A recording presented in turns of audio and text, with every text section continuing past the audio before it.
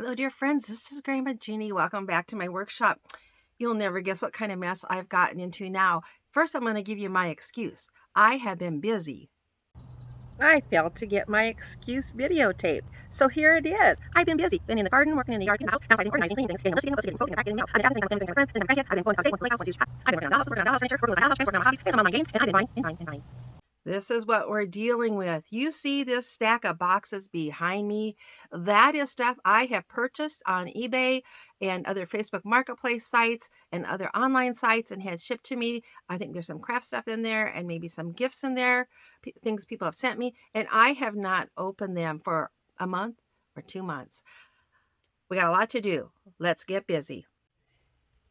This is what we're dealing with. Big boxes, little boxes.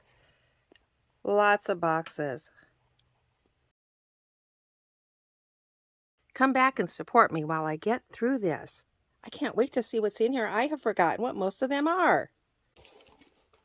This is the one we're going to open first.